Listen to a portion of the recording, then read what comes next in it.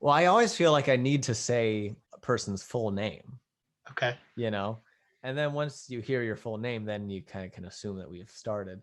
But it always does feel a little bit artificial. Yeah. Tim Cheplick. Is that the cue? Is that the cue? That could be the cue. Tim Uh, Cheplick. Hi. Thanks for having me. Hello.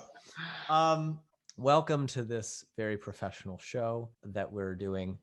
How do I know you? Well, you're in my band, Oh, and that's right. yeah, that's a big part of it. Yeah, And I also played on your record that's coming out in April that's 30th. right. April 30th. That's right. So yeah, we got to know each other back in, I think that was summer of 2019. And we found each other on this kind of New York City musician Facebook page. And I wound up kind of stepping in on a gig. And then we really hit it off, you and I and the drummer Paul. Yep. Shout out Paul. Did he do anything on the album? No, Yours? No. no, Okay. no, I thought maybe. nothing. No, I wouldn't let him. Um, Okay. no, I think he's got like a practice set at Yeah. home that's like nice and quiet and didn't really have access to a full kit. Yeah. I would have loved to have Paul on the album. I would have loved it because I know Paul's watching. I just have to He say might be. this. He probably is because he knows we're going to mention him. Yeah. That's why It he's took watching. only a minute. That's right. We can't not talk about Paul. Yeah. Anyways, I wound up having some other friends who play drums, do drums on various tracks. But if Paul had been available and able to do so, he would have been on one of the tracks. Don't you doubt it, Paul.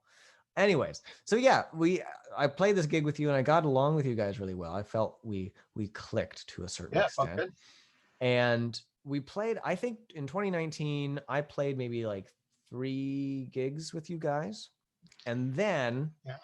the beginning of 2020, you dropped the news that we had been signed to a record label. Coming up. How did that happen? How'd that happen? Yeah, because for me it was like, oh, I played a few gigs every once in a while, and then it's like, oh, we're now serious business now. Yeah, you came in. You came in at a good time. I guess so. It was a good time to find you. It was a long gestation period with the label. Hmm. I had reached out and they loved the demos that I was working on, and I sent them. And they were trying to figure out how we could work together, even though they're overseas in Glasgow. The label is Last Night from Glasgow. It was a long time figuring it out, and oh, we're gonna maybe release your album. It was like 18 months down the line, and wasn't sure it was really gonna happen. And I kind of kept on them, and it did happen. Nice. And it became official, which felt great. It was like took a year to become official. Hmm. Yeah, you were in there at some point. The timelines are very screwed up now in my head because of all this, but Sure. at some point it became news to you, Mm-hmm. and that was exciting. Yeah. Yeah, and the news keeps coming in. We're going to do another album with them, as you know, next year. Mm-hmm. Might do some gigs over there soon. That'd be very exciting. So you're really part of the Last Night from Glasgow family. Were we the first band outside of the UK to be signed to Yep. their label? Yep. First transatlantic signing right here. That's pretty big. That's pretty cool. Yeah. So feels good. And they started to hire more people in the US, like radio plugger and PR people and stuff. So they're trying Awesome. to expand over here. So it's looking good. And every year they're doing better and better. So Cool. it's exciting. Yeah, it's great They're to be a not part for of that. profit, patron funded, very unique label. Oh, nice. Kind of grassroots fundraising. Yeah. It's the only one of its kind. That's awesome. Cool. Yeah. And you've been doing some stuff with the label. Like you recently did a radio show with them. Is that right? Yeah, they try to keep us busy. We did on Indie Lounge Radio with Beth. They had people from the label on once a week, and they're still doing that they change the day, but it's usually on Thursdays. And I played a couple tracks from the label, played a couple of our own tracks. Yeah, that felt great. I'm gonna be a guest on there actually at some point, Oh, cool. talking a little bit more like this. Yeah. So this is a good little preparation Yeah, for that, I suppose. it's hard. Yeah, it's weird virtually. It is. Yeah, and I did a Christmas song, Christmas cover, did a Ringo track. So they Nice. try to keep us busy. Yeah. Cool. Well, I imagine, I mean, it's been difficult, and I imagine it's difficult for them too to kind of navigate the people they have on the label and making sure they're still putting out stuff, even though there's this whole global pandemic thing going on. And I know we had some plans as a band back in 2020 that wound up not happening. We had this kind of East Coast tour lined up, which hopefully we can rearrange at some other point. Yeah. But yeah, it's been weird taking, you know, everything we're used to doing and doing it virtually, like you said, this particular interview, or even working on the album, right? And we've been doing a little bit. So you played a little bit of guitar and bass on a couple tracks on my album, and we've also been collaborating virtually on some demos that you've sent. Again, kind of thinking forward to that 2022 album. It's just so weird not getting in that practice space, you know, Yeah. having a flask that we're maybe not supposed to have in the recording place. I don't know. When you came in, I mean, we didn't even have a dedicated space yet. Wait till we really hunkered down. True. The possibilities expand. You got longer time. You got different flasks going. You know, different substances, whatever you need. You got to make it fun. You put the carrot in front of you. You know, so yeah, for sure. Yeah, I remember that first rehearsal. I met up with you guys, and we had this practice space which had a window. I remember that. That was kind of unusual. Yeah. And we played the songs. And I remember when you first reached out to me, you sent a Dropbox with a bunch of your songs. I really, really liked your songs. So I wanted to be on board. So we played a few songs in preparation for the gig, and then we went out after. And I think that was the place where they had all those pickles. Oh yeah. Was that the very first time that we kind of practiced? I think so. It felt so familiar. We had a great time. We ordered a bunch of pickles, a couple of drinks. Yeah. Yeah, it's a good time. So I got a little bit of whiskey and I got some pickles. And those were like two of my favorite things. That's all you needed. And we were just vibing. Yeah, you were a happy camper. Yeah. I usually don't use the word vibing, but I never do. I think we were vibing. We were though. Yeah. With those pickles, I kind of knew like, okay, this is going to be good.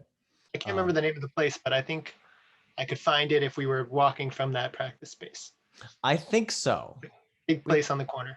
Yeah. Right in the East Village.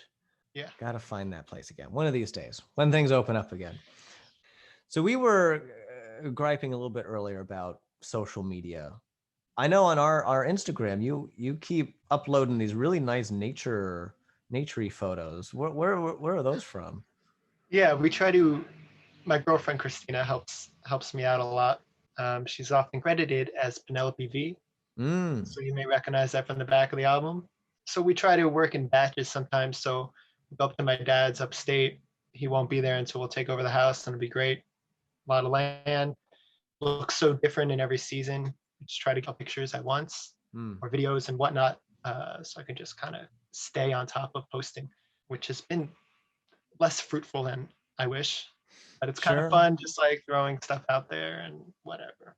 Yeah, and your sketches and doodles as well. Yeah, those draw themselves. You know, I might be working on lyrics, and just as like a way to free the mind, just kind of doodle something, and you know, every 10 of them come out kind of cool, and I'm like, easy posts, you know, kind of nice to look at. Yeah. But, yeah. So they're usually like line going in a different way, you know. Yeah, they're usually like funky little portraits of people. Yeah, I like faces. Faces are very interesting to me. I see you draw once in a while on posts as well. Every once in a while, yeah. A lot of those are from a notebook that I filled up. I think it was my senior year of high school. I took an art class. I was talking to another friend of mine who was really into kind of visual art as a kid. I was really, really into drawing before I ever found music, and would draw a bunch of monsters. And that's kind of what I like drawing. I like drawing these weird little creatures. So I went back to this notebook one time while I was visiting home and decided to take some pictures of kind of what I thought were kind of the coolest, quirkiest of those drawings. And a lot of them are weird little creatures. And then some of them are like more like art assignments. So there's like a 3/4 view of a skull, and there's like a mad scientist character that I'll upload at some point in the future. It's not something I do as much nowadays, but it is really nice to have that other kind of artistic outlet every once in a while. Actually, I'll have to move my microphone. There's a painting over there, kind of a barn. It's a round barn, and it's for another musical project that I'm working on at the moment. I can't say too much about. Can't say too much about it. Oh, nice. Keep it on the down low, but yeah. Yep. But yeah, it's like every once in a while, it's nice to get the paints out sometimes even and have a go at that artistic medium. Yeah. I just realized I don't think we've said the name of the band that we're in. Andre Salvador and the Von Kings. That was Andre Salvador and the Von Kings. Now, how did that name come about? How many times have you been asked that question? Well, I usually don't answer it, but I'll answer it. Oh, okay. Christina, as was mentioned before, has to do with her. We went to college together. I don't think they'll see it, so I'm sure I can say this. There were two separate guys who were interested in her, two other guys. But they were I liked them. They were fun. And one's name was Sal, and one's was Andre. And I like both of those names separate, but I thought together they felt like the ultimate artisty kind of name. Sure. I think because of Salvador Dali, Andre is just kind of like, I like the name Andre, and I don't really like my own name, Tim. It's kind of, and I didn't pick it. I didn't pick my own name. Sure. As most of us don't. So I kind of wanted a bit of an alias to kind of get you out of your head when you're making music. Some of my songs are a little weirder, and especially initially, I wanted the Andre Salvador thing to go on my Stranger song, sort of. Sure. As a lot of people do. And so that's that part, Andre Salvador.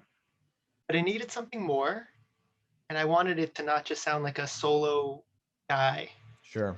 So there's a park in Brooklyn called Herbert Von King Park, and I walked by that, and it kind of clicked. Gotcha. Years later, I don't know if I feel that great about the name, but I'm sticking with it for now. Sure, definitely. And I enjoy being one of those Von Kings. Yeah, I wanted one that was like, the Beatles, like each one is a Beatle, I wanted somebody to be like a Von King, and you're a king. Yeah. It's well, thank you. Yeah, it is kind of a fun, almost kind of throwback rock and roll style of name. Yeah. Or like Buddy Holly and the Crickets. Right. Where you got and the Heartbreakers. Exactly. Yeah. So I do like that reference to it. I liked your point about kind of having an artistic alias to, in a way, explore a different part of your artistic self where it can be less personal. Mm-hmm. As someone who publishes their stuff under just David Voss, it's always like, that's me. Wouldn't it be freeing to try, do an album with a totally different name, and you're going to get different songs, and it's not a diary, it's like it separates it a little more. Yeah. There's a reason that so many people have tried that. Yeah, I like that idea. I think I may explore that with some future stuff. There have been some song ideas that I've been having recently that are like a bit jazzier and funkier than what I would typically classify my musical style as being. So maybe that's some other guy. Sounds good. Yeah, I mean, it could be, and then you might write songs that fit that guy. That'd be interesting to pursue. Something to explore. Yeah. Yeah. So have you ever gone by Timothy? No. Okay. I'm just seeing how you might be able to spice up your own name, so you like it more. Well, there's some talks. Me and Christina have had some talks. Okay. There is a kind of a Greek way of transforming the name Tim. We'll see in the future, though. I got to keep that under wraps for now. Okay, that's fair. I'm not even. It's kind of hard to pronounce. I'm worried that I'm going to butcher it. Yeah, you got to get. I am half Greek, and I thought might be a good idea to milk that. Sure, that's an idea. But yeah, if you can't pronounce your own name, then that might be a problem. Yeah. You got to get that down first. Mm-hmm. Yeah. I'm going to ask you a question that has nothing to do with music. So I have this, as I was telling you before, I have this list of questions that I can ask people. And some of them aren't very good, like this one. This is such a dumb question. Well, that's not fair. I know. Well, this is just, I just wanted to ask you this because it's so dumb. I need to share this with someone. What country can you name, but besides the name, you know almost nothing else about? Probably quite a few. Yeah. Chad, comes off Chad. yeah. I was thinking like Niger, somewhere Yeah. in like that area. Yeah. I mean, what can I say about Chad? It's part of the African continent. That's about Hmm. all I have. Exactly. Which is why it's such a bad question. Yeah, it doesn't really spark too much because I think No. the average person has so many answers. I mean, I could think of quite a few countries that I don't know much about. So Yeah. All it does is it inspires you to name a bunch of names of places, but then it doesn't open up the conversation to any no. actual informational transaction because no one knows anything about these places, at Hey, least what in do you this know nothing conversation. about? And then that's kind of the end of the interview at that That's point. the end. That's the Yeah. end. Yeah. So I didn't mean to end the interview with that question. I'm gonna find something. I'm gonna find something a little bit better here. What is this Um, website that you're on? this is conversationstartersworld.com, and this is specifically their article, questions to ask a girl. I forgot that's what it was. It's just been up Oh in my my God. tab. Oh man.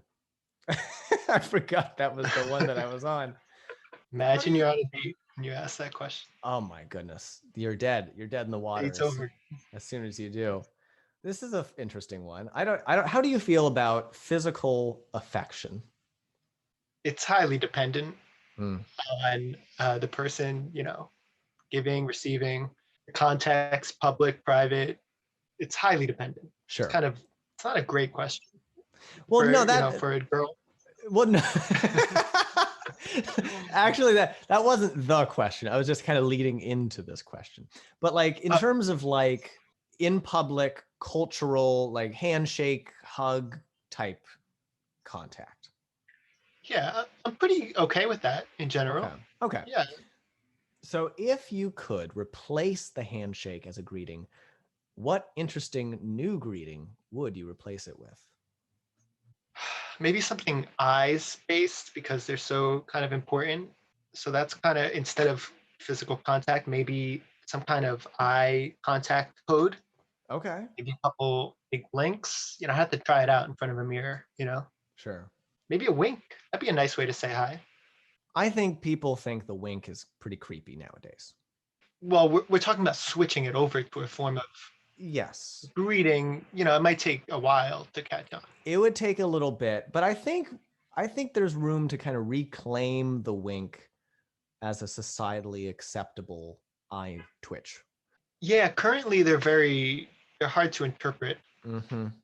I've been winked at, but I wasn't sure in what way. Yeah, a wink always throws you off guard because they're so rare. People so rarely do them. And so when they do, you're trying to understand in what sort of context you've found yourself in, wink wise.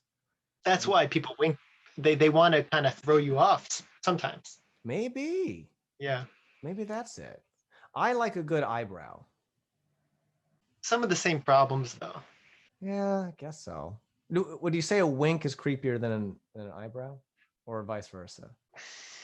You got to see the specific wink. I think I just do like the Oh, that's real. That's more suave. suave. Okay, That's more like, hey, come on over. Let's chat. gotcha. Did you prefer my wink to my eyebrow? Can you give them to me again? Sure. All right. I'll do the wink first. All right. And then the eyebrow. For the wink. The wink. Yeah. Interesting. Okay. It's more contained almost. Okay. Maybe I'll bring the wink back. You could try at your own risk. Yeah, it would be a bit of You a know. risk. But I mean, if Justin Timberlake could bring sexy back, maybe I can bring winking back. Oh yeah, Justin Timberlake. Yeah. Mhm. That's a song reference. Yeah, yeah, yeah. Are you not a big JT fan? I was trying to put it together, and then I was like, oh yeah, I do remember that song. I Yeah, was thinking yeah. of Justin Bieber at first because that's kind of the new Mm, Justin, but sure. yeah, there's Yeah, we always got a Justin going. too many Justins. Yeah, I time don't for a think new one. a new Justin? Yeah, it could be your name. Justin. Oh, okay. Justin. Justin. Okay, we've had Timberlake. We've had Bieber. Justin. Justin. Justin. I'm going to need to workshop this. You have a middle name? I do. Doesn't work with Justin, huh? I don't think so. It doesn't work with my name. You care to share it, or are you gonna keep it under wraps? Sure, I'll share it. Usually I'm rather reserved, but you shared the band name reasoning. I'll share my middle name. So my middle name is Dawes. Can you spell it? Dawes. Like the band. Is that a band, Dawes? Yeah, Oh, Dawes. It's not bad. it doesn't go. It It doesn't doesn't go with, really fit in there. no, Yeah. because I have Dawes Voss. Is two aw. They're both one Yeah. syllable. One is a z and one is a s. Dawes Voss. I don't think You it didn't works. pick it, you know? I didn't. Yeah. I believe my parents chose that middle name because it's a surname on my dad's side of the family, and they thought it'd be a nice kind of gesture that my grandfather would care about, and he really didn't. So even my parents aren't huge fans of my middle name. They're like, Yeah. yeah, if you want to change your middle name at some point, you can go ahead. It's a lose-lose situation. It is a little bit. It is a little bit. So Justin Dawes is No. better, but it's Hey, not I'm not a great. big fan of that, no. No. But we'll think about it. Yeah, I'll mull that one over. I don't know if we need a new Justin. I think maybe just no Justins. You know, Retire the rest, and that's it. I think Call we've it a had day. enough. Exactly. I'm Yeah, good with that. I'm good with that too. I think that might be the way to go. Besides Andre Salvador and the Von Kings, what else? What is your life? What is your life? That's such a weird question. Is it just all Well, like your musical stuff? Is it just all the band all the time, or do you got other things going on? I really tried to, throw all the eggs in this basket Mm, because I don't think I could achieve what I want to achieve by doing a bunch of things. sure. So I really, yeah, I mean, it's not all necessarily under that name and whatnot, but it is, I try to focus on music. My other interests are just more interests, I Sure. love to read and I went to school for environmental science. So I'm really interested in the environment, climate change is interesting to me, and politics and all that. But in my day to day, I try to just work on my music. For money, you got to do other things, but Sure. it's my focus. I like to have it evolve. I don't want to necessarily be writing songs my entire life. I think I'll slow down on that point at some point, but I'll have something to do with music. We've talked a little bit about this in the past, and we don't exactly see eye to eye on this. If you'd like to talk a little bit about this, I find it quite interesting. And again, correct me if I'm misinterpreting your past statements, but it seems that with the artists that you most admire musically, many of them you consider wrote their best stuff prior to them being 30. Yeah, right around there. Yeah. Right around there. And so that's kind of influenced your mindset in terms of your own musical output, where 30 is kind of seems like a benchmark age for you. Yeah, it's kind of a apex or whatever. If you give or take 5 years off that, you have almost everybody's best work in there. Hmm. In terms of what I listen to, I think it's probably different in different genres. Maybe like classical music is a lot of older people that do their best work. Maybe Sure. other, people who are writers, often older, different ages, whatever. But really feels like the music that I listen to is right in that sweet spot. I think there's a hunger that doesn't exist later, and you need a background and put in your 10,000 hours or whatever. It takes a while to get there. So you're Sure. not going to probably release your best album when you're 20. I can't even think of hardly any examples. Hmm. Times change, in the 60s, I do think it was like a little earlier that people did their best work. Sure. A little bit later now because you have to kind of learn everything up to that point. Same thing in the sciences. People publish their best or most cited papers later now because they have to build up all that foundational knowledge and whatever. So, Yeah. very interesting topic. And I do feel like I'm at my peak right now and I just want to get as much down as I can. Yeah. It seems to me it's really when you write that kernel of a song that is the important spark. You could record it later. That spark doesn't last forever. I think that's certainly a great motivator for you for the time being in terms of kind of hunkering down and writing while you have that spark. But I remember when we've talked about this, one of the things that I considered is, well, for me. I think Blue is Joni Mitchell's best album. And the albums leading up to those are also quite good. And then kind of from Blue on, musically, my tastes go in a different direction than kind of her musical journey goes. But for me, instead of saying, well, I like the music of this age of Joni and kind of applying that to my own kind of musical creation, I think about, well, even into her 40s or whatnot, I assume she's enjoying the music that she's writing, whether or not it's to my particular taste or what have you. But I'm interested in kind of your creative path. What if you're still into your 30s writing music that you really enjoy writing? Yeah, depends how far you go, depends how you feel personally. I hope that I'll know because I'm aware.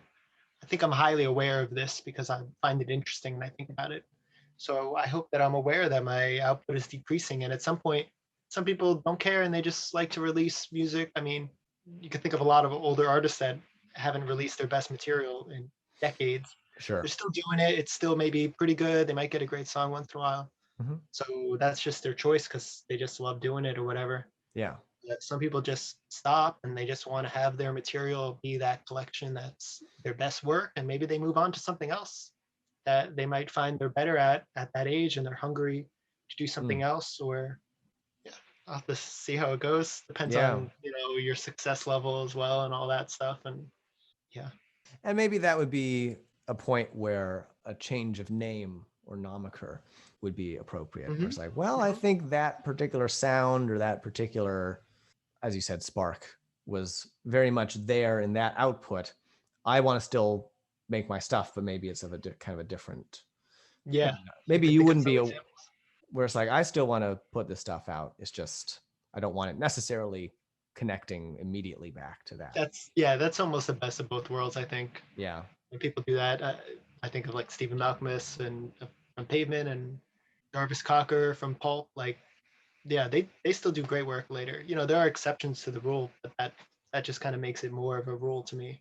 Sure. Because yeah, Well, you mentioned in terms of our record label last night in Glasgow that there was potentially, perhaps even likely, a chance that we might be going to Scotland to perform kind oh of yeah, late in this year.